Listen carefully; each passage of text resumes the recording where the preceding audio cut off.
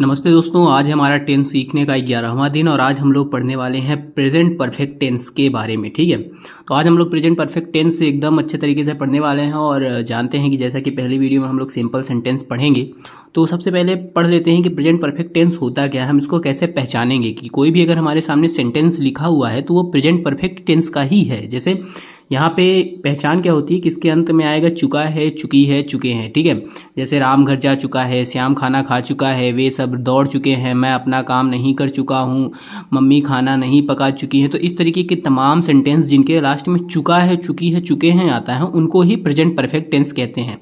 तो इस तरीके से आप प्रेजेंट परफेक्ट टेंस तो पहचानना सीख गए। अब आगे बढ़ने से पहले कुछ बेसिक चीज़ें जान लेते हैं, जैसे कि हेल्पिंग वर्ब। हम जानते हैं कि हर एक टेंस में कोई ना कोई हेल्पिंग वर्ब होती है, तो प्रेजेंट परफेक्ट टेंस की हेल्पिंग वर्ब क्या होती है? प्रेजेंट परफेक्ट टेंस में जो हेल्पिंग वर्ब लगती है वो होता है हैज और हैव। ठीक है, यानी हैज और हैव। हैज जो लगता है वो सिंगुलर सब्जेक्ट के साथ लगता है और जो हैव होता है वो प्लूरल सब्जेक्ट के साथ लगता है। और इसमें सबसे ज़रूरी बात जो है वर्ब की कौन सी फॉर्म लगती है, तो इसमें वर्ब की थर्ड फॉर्म लगती है। हमेशा प्रेजेंट परफेक्ट टेंस में वर्ब की थर्ड फॉर्म लगती है। अब वर्ब की थर्ड फॉर्म कैसे पता करते हैं? जैसे गो, वेंट, गॉन। ठीक है, गो, वेंट, गॉन।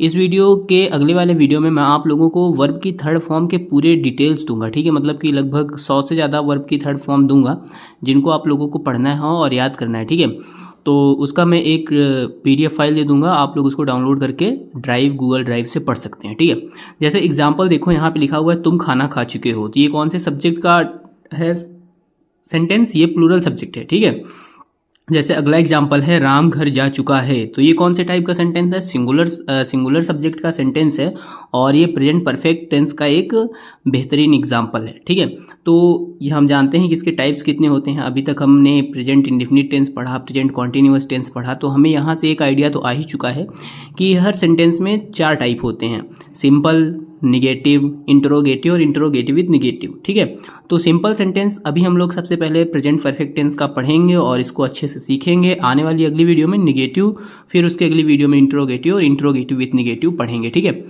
तो सबसे पहले बढ़ते हैं सिंपल सेंटेंस की तरफ। तो सिंपल सेंटेंस होते क्या है?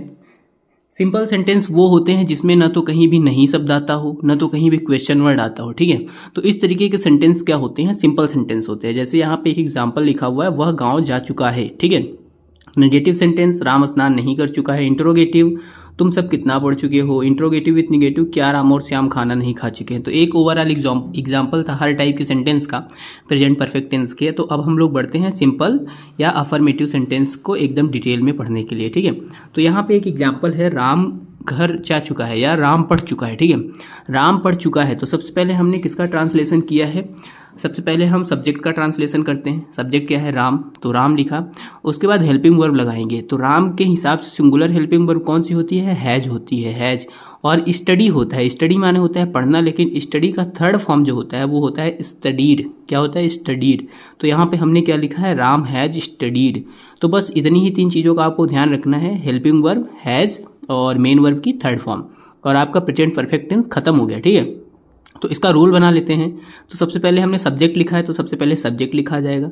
फिर हमने हेल्पिंग वर्ब लिखी है, तो हेल्पिंग वर्ब हैज लिखी जाएगी। फिर हमने वर्ब की थर्ड फॉर्म लिखी है, तो वर्ब की थर्ड फॉर्म लिखेंगे।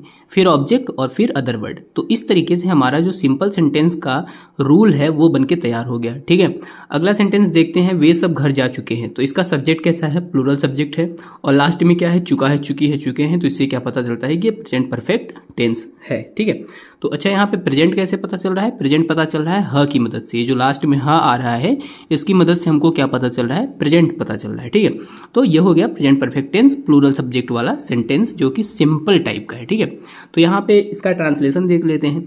वे सब घर जा चुके हैं, दे। सब्जेक्ट वे सब के लिए क्या लगा? दे। उसके बाद हेल्पिंग वर्ब, प्लूरल सब्जेक्ट के लिए हेल्पिंग वर्ब क्या लगेगी? हैव। प्लूरल सब्जेक्ट के लिए हेल्पिंग वर्ब क्या लगेगी? हैव। और वर्ब की कौन सी फॉर्म लगेगी? गो माने जाना होता है, वर्ब की थर्ड फॉर्म क्या होती है? गॉन। वर्ब की थर्ड फॉर्म क्या होती है? गॉन। तो दे हैव गॉन, और कहाँ जा चुके हैं? To home. They have gone to home. तो इस तरीके से ये ट्रांसलेशन भी हो गया। तो इसका रूल देख लेते हैं। सबसे पहले सब्जेक्ट, दे क्या हो गया? सब्जेक्ट हो गया। उसके बाद हैव, प्लूरल सब्जेक्ट के लिए हेल्पिंग वर्ब, फिर वर्ब की थर्ड फॉर्म, फिर ऑब्जेक्ट और बाकी अदर वर्ड। ठीक है, तो इस तरीके से हमारा प्रेजेंट परफेक्ट टेंस का जो एग्जाम्पल था सिंगुलर और प्लूरल का, और जो रूल था, वो दोनों चीज़ें हम लोगों ने सीख ली है। अब इसमें क्लैरिटी लाने के लिए आपको करनी पड़ेंगी एक्सरसाइजेस। अगर आप इसको एकदम अच्छे से क्लियर करना चाहते हैं तो आपको बहुत सारी एक्सरसाइजेस करनी होंगी, और वो एक्सरसाइजेस मैं खुद ही दूंगा और बाद में उसका मैं ट्रांसलेशन भी दूंगा। आप लोगों को उसको मिलाना है, ठीक है, अपने से करना और उसके बाद मिलाना। मेन यहाँ पे जो दिक्कत होने वाली है वो ज़्यादातर लोगों को जब शुरुआत में सीखते हैं तो वर्ब की थर्ड फॉर्म में होता है, ठीक है। तो वर्ब की थर्ड फॉर्म आप गूगल से डाउनलोड कर सकते हैं, या मैं खुद इसमें अटैच कर दूंगा एक PDF फाइल, आप उससे पढ़ सकते हैं, ठीक है। तो वर्ब की थर्ड फॉर्म गूगल पे ही मिल जाती है, वहीं से ढूंढ लीजिएगा, ठीक है, या तो मैं ही अटैच कर दूंगा, ठीक है। एक्सरसाइजेस जैसे राम बाजार जा चुका है, ठीक है, पहला एग्जांपल क्या है, राम बाजार जा चुका है, ठीक है। तो इसका ट्रांसलेशन आप लोग बताइए क्या होगा। सबसे पहले किसका ट्रांसलेशन करेंगे, राम का, तो राम लिख लेंगे, ठीक है। और राम कैसा सब्जेक्ट है, सिंगुलर सब्जेक्ट है, तो सिंगुलर सब्जेक्ट के लिए हेल्पिंग वर्ब क्या लगती है, हैज लगती है। तो राम हैज जाना, जाना की मीनिंग क्या होती है, गो, लेकिन जाना का थर्ड फॉर्म क्या होता है, गॉन, ठीक है, तो गॉन लिखेंगे। और कहाँ जा चुका है, market, Ram has gone to market. तो इस तरीके से इसका ट्रांसलेशन हो जाएगा। तो इस तरीके से दोस्तों आपको ट्रांसलेशन करना है। तो यहाँ पे कुछ एग्जांपल्स हैं और उनका ट्रांसलेशन हम लोग देखेंगे। जैसे रेलगाड़ी स्टेशन पर पहुँच चुकी है, तो रेलगाड़ी कैसा सब्जेक्ट है, सिंगुलर सब्जेक्ट है, तो रेलगाड़ी की स्पेलिंग क्या होती है, ट्रेन। तो रेलगाड़ी की स्पेलिंग क्या होती है, ट्रेन, और सिंगुलर सब्जेक्ट है इसलिए हेल्पिंग वर्ब क्या लगेगी, हैज, क्या लगेगा, हैज। ट्रेन हैज, पहुंचना की मीनिंग होती है रीच, और रीच का थर्ड फॉर्म होता है रीच्ड। क्या होता है third form, reached. Train has reached, कहाँ पहुंच चुकी है, एट द स्टेशन, कहाँ पहुंच चुकी है, एट द स्टेशन। तो इस तरीके से इसका ट्रांसलेशन हो गया। दोस्तों जब भी आप इस तरीके के ट्रांसलेशंस करते हैं तो आपको ये चीज़ हमेशा ध्यान में रखना चाहिए कि आप इसको डेली लाइफ में यूज कर पाओ, ठीक है। जैसे हम बोलते हैं कि जल्दी चलो रेलगाड़ी स्टेशन पे पहुंच चुकी है, जल्दी चलो रेलगाड़ी स्टेशन पे पहुंच चुकी है, go quick the train has arrived at the station, या train has reached at the station. आप जो यूज करना चाहो, अराइव वैसे ज़्यादा यूज अच्छा होता है यूज करना, पर ज़्यादातर लोगों को रीच मीनिंग याद होती है इसलिए मैंने रीच का यूज किया, ठीक है। या आप लोग कह सकते हो कि अगर हम लोग लेट करेंगे तो रेलगाड़ी चली जाएगी क्योंकि रेलगाड़ी स्टेशन पे पहुंच चुकी है। If we will let the train will go as the train has reached at the station, ठीक है, अराइव्ड एट स्टेशन, ठीक है। तो आप जब भी प्रेजेंट परफेक्ट टेंस का ट्रांसलेशन करते हैं तो आप उसको रियल लाइफ से रिलेट करके ट्रांसलेट करिए, तब आपको इंग्लिश बोलने में काफ़ी ज़्यादा आसानी होगी और इंग्लिश समझने में भी काफ़ी ज़्यादा आसानी होगी। जैसे वे सब अपना सामान ला चुके हैं, ठीक है, जैसे मैं कहता हूँ कि ट्रेन जाने वाली है, वे सब अपना सामान ला चुके हैं, हम लोगों को भी अपना सामान ला लेना चाहिए। The train is about to go, they have taken their goods, we should also take our goods, ठीक है। तो इस तरीके से क्या होगा कि जब आप रियल लाइफ से रिलेट करके इंग्लिश पढ़ेंगे, तो मैं कहता हूँ मैंने जो पहले बोले हैं उनके आपको ट्रांसलेशन नहीं आते हैं, लेकिन आप इसका ट्रांसलेशन तो पढ़ पा रहे हैं ना, तो आपको क्या करना है, आपको क्या कहना है कि वो सब अपना सामान ला चुके हैं, दे हैव टेकन देयर गुड्स, हमको भी अपना सामान ला लेना चाहिए। तो आप कुछ इंग्लिश बोलिए, कुछ हिंदी बोलिए, तो इस तरीके से आप ट्रांसलेशन काफ़ी आसानी से सीख जाएंगे और करने में भी काफ़ी ज़्यादा मज़ा पाएंगे। तो इसका ट्रांसलेशन करते हैं। वे सब अपना सामान ला चुके हैं, तो सब्जेक्ट कैसा है, प्लूरल है, तो क्या हो जाएगा यहाँ पे, दे हो जाएगा, क्या हो जाएगा, दे हो जाएगा। और हेल्पिंग वर्ब क्या लगेगी, दे के लिए हैव लगेगी, दे हैव, ठीक है। लाना क्या होता है, ब्रिंग, ब्रिंग माने लाना होता है, तो ब्रिंग का थर्ड फॉर्म होता है ब्रॉट, दे हैव ब्रॉट। या आप यहाँ पे टेक भी यूज कर सकते हो, और टेक का थर्ड फॉर्म क्या होता है, टेकन, ठीक है, क्या होता है, टेकन। दे हैव ब्रॉट या टेकन अपना सामान, सामान से पहले अपना है ना, तो दे के लिए अपना की मीनिंग क्या होती है, देयर होती है, तो देयर, देयर, और सामान की स्पेलिंग होती है गुड्स, क्या होती है सामान की स्पेलिंग, गुड्स, ठीक है। दे हैव टेकन या ब्रॉट देयर गुड्स, ठीक है। अगला एग्जांपल है राजू और गीता गाना गा चुके हैं, तो राजू एंड गीता कैसा सब्जेक्ट हो गया, राजू एंड गीता कैसा सब्जेक्ट हो गया, प्लूरल सब्जेक्ट हो गया। राजू एंड गीता गाना गा चुके हैं, तो सिंगुलर प्लूरल सब्जेक्ट के लिए हेल्पिंग वर्ब क्या लगेगी, हैव लगेगी, have.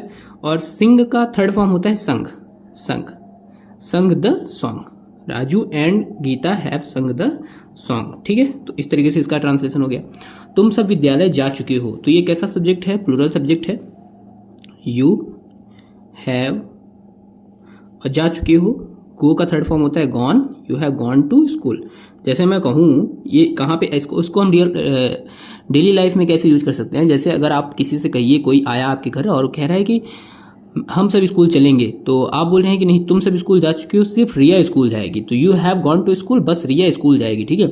Only Riya will go to school. You have gone to school या you have visited the school, only Riya school जाएगी, ठीक है। जैसे आप नए स्कूल में बच्चों का एडमिशन करवाना चाहते हैं तो वहाँ पे आप ऐसे एग्जाम्पल दे सकते हैं, ठीक है, कि आप लोग नया स्कूल देख चुके हैं, अब सिर्फ रिया स्कूल देखने जाएगी। You all have seen the new school, only Riya will go to visit the new school, ठीक है। तो इस तरीके से आप डेली लाइफ में यूज करके इंग्लिश ट्रांसलेशन सीख सकते हैं। इसमें मैं कुछ टेंसेज जो है वो फ्यूचर के यूज कर रहा हूँ, तो आप जब फ्यूचर टेंस पढ़ेंगे और पास्ट इंडेफिनिट पढ़ लेंगे तो इंग्लिश बोलने की झंझट एकदम खत्म हो जाएगी, बस आपको वोकैबुलरी याद रहना बाकी रह जाएगा, ठीक है। तो इस तरीके से यहाँ पे सारे ट्रांसलेशंस आपको करने हैं। मैं यहाँ पे कुछ एग्जांपल्स दे रहा हूँ। सिंगुलर सब्जेक्ट के एग्जांपल्स ये हैं, रमेश अपना पाठ याद कर चुका है, बारिश हो चुकी है, वह अपनी मिठाई खा चुकी है, रामू पर्याप्त समय तक सो चुका है, जगन हथियार बेच चुका है, व्यापारी व्यापार कर चुका है, नाव नदी पार कर चुकी है, ठीक है। तो इन सब चीज़ों को आपको अपने रियल लाइफ से क्या करना है, ऐड करना है और इनका ट्रांसलेशन करना है। जैसे रमेश अपना पाठ याद कर चुका है, तो लर्न होता है लर्न, और लर्न का थर्ड फॉर्म होता है लर्नड, ठीक है। तो ये थर्ड फॉर्म में लिख दे रहा हूँ, आप लोग इसको यूज करिएगा जब भी ट्रांसलेशन अपने से करेंगे। बारिश हो चुकी है, तो रेन होता है, तो रेन का थर्ड फॉर्म होता है रेंड, क्या होता है रेंड, ठीक है। और बारिश में कोई सब्जेक्ट नहीं है ना, तो यहाँ पे इट का यूज करेंगे। जब कोई सब्जेक्ट नहीं होता तो किसका यूज करते हैं, रेंड, इट का। It has rained, it has rained, it has rained. बारिश कैसा होता है, सिंगुलर, ठीक है। वह अपनी मिठाई खा चुका है, ईट होता है, ईट का थर्ड फॉर्म होता है ईटन, ईट का थर्ड फॉर्म क्या होता है, ईटन, ठीक है। वह पर्याप्त समय तक सो चुका है, तो स्लीप का थर्ड फॉर्म होता है स्लेप्ट, क्या होता है, स्लेप्ट, ठीक है।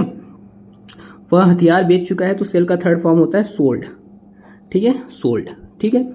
व्यापारी व्यापार कर चुका है, तो व्यापार भी सेल ही होता है, ठीक है, तो इसका भी क्या हो जाएगा, सोल्ड, ठीक है। व्यापारी हैज डन द ऑक्यूपेशन, ठीक है, या व्यापार यहाँ पे कर चुका है तो आप डन, करना है ना, करना आया हुआ है, तो यहाँ पे क्या लगेगा, डन। डू का थर्ड फॉर्म क्या होता है, डन, ठीक है। अगला है नाव नदी पार कर चुकी है, तो क्रॉस होता है, क्रॉस माने होता है पार करना, और इसका थर्ड फॉर्म क्या हो जाएगा, क्रॉस्ड, क्या हो जाएगा थर्ड फॉर्म, क्रॉस्ड, ठीक है। अब कुछ प्लूरल एग्जांपल्स भी देख लेते हैं। वे सब चोरी कर चुके हैं, दे हैव, थेफ्ट होता है, थेफ्ट माने क्या होता है, थेफ्ट थर्ड फॉर्म होती है, थेफ्ट माने होता है चोरी करना, ठीक है। राजू और मोहन घर जा चुके हैं, तो गॉन, गोवेंट, गॉन, ठीक है, थर्ड फॉर्म। वे सब भोजन कर चुके हैं, तो भोजन कर चुके हैं, डन, ठीक है। They all have done the, ठीक है, तो यहाँ पे भोजन कर चुके हैं तो ईट हो जाएगा, दे ऑल हैव टेकन या ईटेन, ठीक है, तो ईटन हो जाएगा, यहाँ पे क्या हो जाएगा, ईटन। तुम सब गांव जा चुके हो, तो या जाना हो गया तो इसका भी गॉन हो जाएगा, ठीक है। शादी कर चुके हैं, डन, या मैरिड, मैरिज का थर्ड फॉर्म क्या होता है, मैरिड, ठीक है। हम सब बाहर जा चुके हैं, गॉन, ठीक है। राजू और भाग ले चुके हैं, पार्टिसिपेटेड, ठीक है। तो इस तरीके से ये सारे हो गए, और इन सब का आपको ट्रांसलेशन करना है। जब ट्रांसलेशन कर लेना तो आप मिलाना कि आपने ट्रांसलेशन सही किया है या गलत, उसके लिए मैं इन सब का ट्रांसलेशन कर दे रहा हूँ। जैसे रमेश अपना पाठ याद कर चुका है, Ramesh has learned his lesson, Ramesh has learned his lesson. बारिश हो चुकी है, इट हैज रेन्ड, वह अपनी मिठाई खा चुका है, ही हैज ईटन हिज मिठाई, ठीक है, he has eaten his sweet, ठीक। रामू पर्याप्त समय तक सो चुका है, Ramu has slept at sufficient time, till sufficient time या अनटिल सफिशियंट टाइम, आप जो भी चाहो वो यूज कर सकते हो। जगन हथियार बेच चुका है, Jagan has sold the weapons, ठीक है। व्यापारी व्यापार कर चुका है, sellers has done his selling, ठीक है, सेलर हैज डन सेलिंग, ठीक है, सेलर हैज डन सेल, ठीक है। नाव नदी पार कर चुकी है, now boat has crossed the river, boat has crossed the river, ठीक है। वे सब चोरी कर चुके हैं, दे हैव थेफ्ट। राजू और मोहन घर जा चुके हैं, Raju and Mohan have gone to home. वे सब भोजन कर चुके हैं, दे हैव डन दे भोजन, ठीक है, या they have eaten the food, ठीक है।